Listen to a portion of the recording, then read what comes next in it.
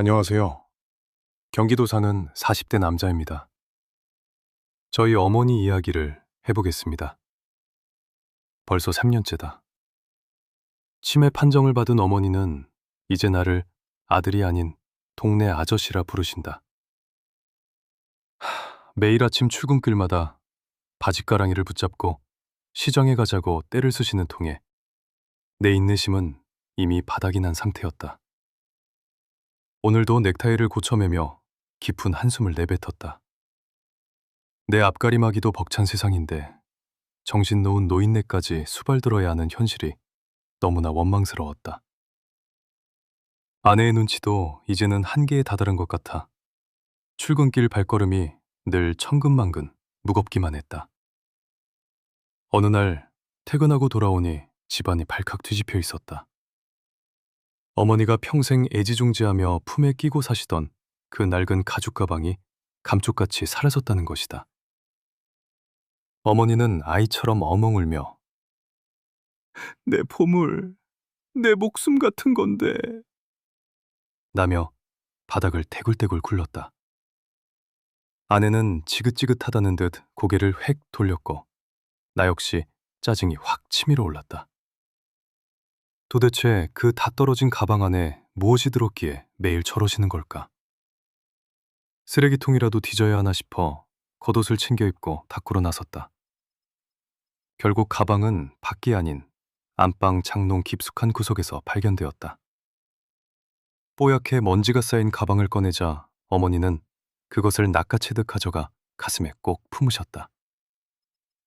그 모습이 어찌나 기괴하면서도 초래만지 허조차 나지 않았다. 아내는 그 안에 대체 뭐가 들었길래 저러세요? 금송아지라도 들었나? 라며 날카롭게 쏘아붙였다. 나는 아무 대답도 할 수 없었다. 어머니의 유별난 집착이 그저 치매 증상이 심해져서 나타나는 망상 중 하나라고만 가볍게 생각했기 때문이다. 어머니가 잠드신 깊은 밤, 나는 궁금함을 도저히 이기지 못하고 그 낡은 가방을 몰래 거실로 가져왔다. 뻑뻑한 지퍼를 힘주어 열자 퀴퀴한 냄새와 함께 신문지에 겹겹이 쌓인 무언가가 툭 떨어졌다. 조심스레 종이를 벗겨내니 수십 장의 영수증 쪼가리와 빛바랜 나무 도장, 그리고 아주 오래된 종이 통장 3권이 나타났다. 겉면에는 내 이름 3글자가 삐뚤삐뚤한 글씨로 적혀 있었다. 내 아들 정민이 거. 나는 서툰 문구가 순간 가슴을 쿵하고 세게 내리쳤다. 미세하게 떨리는 손으로 통장의 첫 페이지를 조심스레 넘겼다. 찍힌 날짜는 무려 30년 전. 내가 20살 앳된 나이로 군대에 입대하던 해였다. 첫 입금액은 단돈 1,000원이었다. 그 옆에는 연필로 흐릿하게 우리 아들 고생한다 라는 짧은 식 메모가 꾹꾹 눌러 적혀 있었다. 어머니는 시장 구석에서 나무를 팔고 남의 집 식모살이를 하며 번 푼돈을 모아 내 이름으로 통장을 만드셨던 거다. 휴가 나와서 용돈 적다고 투정만 부렸던 내 과거가 너무나 뼈저리게 후회됐다. 통장 기록은 놀랍게도 단 한 달도 거르지 않고 빼곡하게 이어졌다. 장사가 안 된 달은 1,000원, 형편이 조금 나은 달은 5,000원. 금액은 턱없이 적었지만 그 잉크 자국은 어머니의 고단했던 30년 세월을 고스란히 증명하고 있었다. 내가 대학을 졸업하던 날, 아내와 결혼식을 올리던 날, 눈에 넣어도 안 아플 내 딸이 태어난 날에도 어머니는 어김없이 은행에 들러 돈을 넣으셨다. 그렇게 한 푼 두 푼 모인 통장만 벌써 3권째. 그 무게가 나를 짓눌렀다. 가장 충격적인 것은 3년 전 청천벽력 같은 치매 판정을 받은 이후의 기록이었다. 본인 이름마저 까맣게 잊어버린 나중에도 통장에는 매달 입금 기록이 선명하게 남아 있었다. 날짜가 조금 들쭉날쭉하긴 했지만 아들의 통장만큼은 절대 잊지 않으셨던 것이다. 매일 아침 출근길마다 내 바짓가랑이를 붙잡고 시장 가자고 떼를 쓰시던 이유가 혹시 은행에 가고 싶으셨던 건 아니었을까? 그 생각이 머리를 스치자 갑자기 숨이 턱 막혀오며 참을 수 없는 오열이 터져 나왔다. 떨리는 눈빛으로 가장 최근의 입금 내역을 확인했다. 불과 일주일 전이었다. 입금액은 평소보다 훨씬 많은 5만 원이었다. 그 옆 빈칸에는 알아보기 힘들 정도로 뭉개진 글씨로 아들 구두 사줘야지 라고 적혀 있었다. 아차 싶었다. 며칠 전 출근할 때 내 낡은 구두굽을 어머니가 현관에 주저앉아 멍하니 쳐다보시던 기억이 번쩍 떠올랐다. 정신이 나간 노인네라고 모질게 무시했던 어머니는 사실 세상 그 누구보다 나를 가장 또렷하고 따뜻하게 지켜보고 계셨던 것이다. 낡은 통장 세 권을 부여잡고 거실 차가운 바닥에 주저앉아 한참을 짐승처럼 울부짖었다. 치매는 어머니의 소중한 기억을 무참히 앗아가는 끔찍한 병이었지만 아들에 대한 깊은 사랑만큼은 경마조차 결코 이기지 못했던 모양이다. 나는 그동안 대체 무엇을 보며 살았던 걸까? 어머니를 짐덩어리로 여기며 서둘러 요양원의 처박을 궁리만 했던 내 자신이 너무나 추악하고 혐오스럽게 느껴졌다. 잠든 어머니의 방으로 들어가 콩나물 비린내가 밴 거친 손마디를 한참 동안 어루만졌다. 다음 날 아침 퉁퉁 부은 눈으로 아내에게 그 통장들을 말없이 내밀었다. 통장을 찬찬히 훑어보던 아내는 한동안 입을 떼지 못하더니 이내 통장을 가슴에 품고 소리내어 엉엉 울기 시작했다. 여보, 내가 너무 큰 죄를 지었어. 어머니 속마음도 모르고. 아내 역시 어머니의 숭고하고 깊은 사랑 앞에 부끄러움의 눈물을 흘렸다. 우리는 그날 아침 식탁 위에 올려져 있던 요양원 팸플릿을 모두 갈기갈기 찢어버렸다. 우리가 어머니의 그 위대한 사랑을 기억하면 충분하니까. 주말 아침 나는 모처럼 밝고 환한 표정으로 어머니의 굽은 손을 꼭 잡았다. 어머니, 오늘 저랑 시장 가실까요? 내 다정한 목소리에 어머니는 어린아이처럼 깨르르 웃으시며 세차게 고개를 끄덕이셨다. 우리는 오랜만에 동네 시장 골목을 천천히 걸었다. 어머니는 마주치는 동네 상인들에게 이 훤칠한 사람이 내 아들이야 라며 자랑을 늘어놓으셨다. 정작 내 얼굴은 알아보지도 못하시면서 어머니의 본능은 여전히 나를 가장 자랑스러운 아들로 또렷하게 기억하고 있었다. 시장 모퉁이를 돌아 단골 은행 앞에 도착했을 때였다. 안면이 있는 청원경찰 직원이 어머니를 보며 아주 반갑게 인사를 건넸다. 아이고 할머니, 오늘도 아드님 통장 돈 넣으러 오셨어요? 직원의 따뜻한 말 한마디에 내 가슴이 또 한 번 뭉클해졌다. 알고 보니 어머니는 매일 은행에 출근 도장을 찍으며 입금 전표를 쓰려고 하셨단다. 직원들은 그런 할머니가 가여워 빈 전표를 웃으며 받아주었다고 했다. 세상은 생각보다 따뜻했고 어머니는 홀로 그 사랑을 치열하게 지켜오셨다.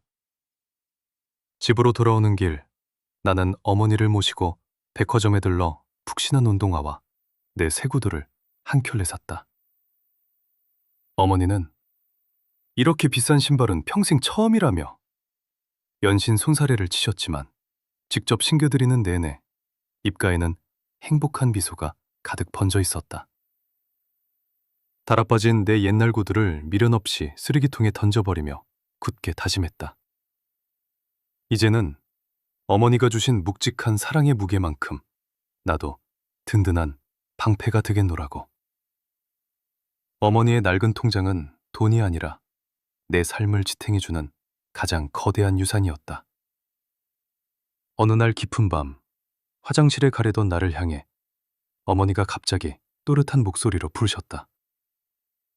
정민아, 밥은 먹고 일하는 거니?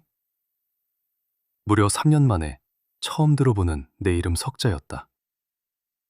나는 소스라치게 놀라 어머니를 뚫어지게 바라보았지만 어머니의 눈동자는 이내 다시 흐리멍덩한 치매 환자의 초점으로 돌아가 버렸다. 찰나의 기적 같은 순간이었지만 나는 확신했다.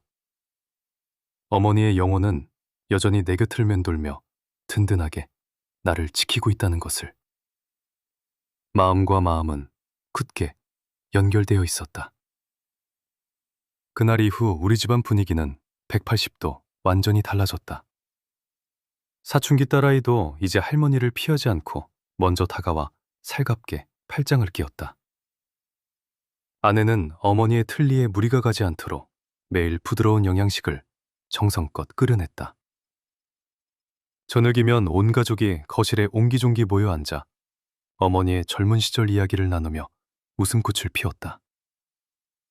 치매라는 불행의 씨앗인 줄로만 알았던 어머니의 병이 역설적이게도 바쁘게만 살던 우리 가족을 단단한 밧줄처럼 하나로 묶어주는 결정적 계기가 되었다. 겨울이 깊어지자 어머니의 기력이 하루가 다르게 쇠약해지셨다. 앙상한 몸으로 침대에 누워 계시는 시간이 부쩍 늘었지만 앙상한 손에는 여전히 그 낡은 가죽 가방을 생명줄처럼 꽉 쥐고 계셨다. 나는 어머니를 대신해 매달 그 낡은 통장에 돈을 입금하기 시작했다. 그리고 은행 직원이 하던 것처럼 메모 안에 어머니에게 차마 하지 못했던 진심을 짧게 적어 내려갔다. 어머니, 사랑해요. 고맙습니다. 이 통장은 이제 내가 어머니의 크나큰 사랑에 보답하는 눈물겨운 반성문이 되었다. 하얀 눈이 펑펑 쏟아지던 유난히 춥던 어느 날, 어머니는 마침내 고단했던 생의 짐을 내려놓고 평온한 얼굴로 눈을 감으셨다. 마지막 숨을 거두는 순간까지도 어머니는 내 손을 절대 놓지 않으셨다. 장례식장 제단 위, 나는 어머니의 영정사진 앞에 그 낡은 가방과 세 권의 통장을 나란히 올려두었다. 문상으로 온 친척과 지인들은 30년이 담긴 통장 사연을 전해 듣고는 모두 옷소매를 적시며 오열했다. 당신 자신을 위해서는 10원조차 아끼셨던 위대한 희생 앞에 모두가 고개를 숙였다. 어머니가 평생을 바쳐 남겨주신 통장의 총 잔액은 내 생각보다 훨씬 컸다. 하지만 나는 그 귀한 돈을 단 1원도 허투루 쓸 수 없었다. 이 액수는 단순한 숫자가 아니라 어머니의 붉은 피와 뜨거운 땀, 그리고 30년이라는 기나긴 인고의 세월이 빚어낸 숭고한 결정체였기 때문이다. 나는 통장들을 내 서재, 가장 잘 보이는 정중앙에 고이 모셔두었다. 험난한 세상살이에 지쳐 포기하고 싶어질 때마다 통장을 쓰다듬으면 어머니가 속삭이시는 것 같다. 정민아, 넌 내 자랑이다.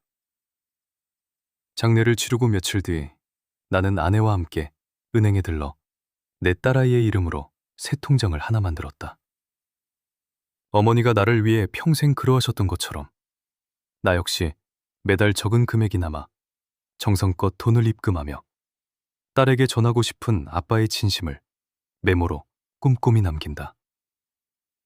훗날 내 딸이 어른이 되어 이 통장을 열어보게 될 때 할머니가 아빠에게, 그리고 아빠가 다시 딸에게 물려준 이 깊고 따뜻한 사랑의 온기를 온전히 느낄 수 있기를 간절히 바란다. 사랑은 이렇게 대물림되는 것이다. 어머니, 이제 그 아득히 먼 곳에서는 무거운 가방일랑 훌훌 내려놓고 아프지 말고 편히 쉬고 계신가요? 더 이상 못난 아들 걱정일랑 마시고 어머니 당신만을 위해 매일매일 활짝 웃으셨으면 좋겠습니다.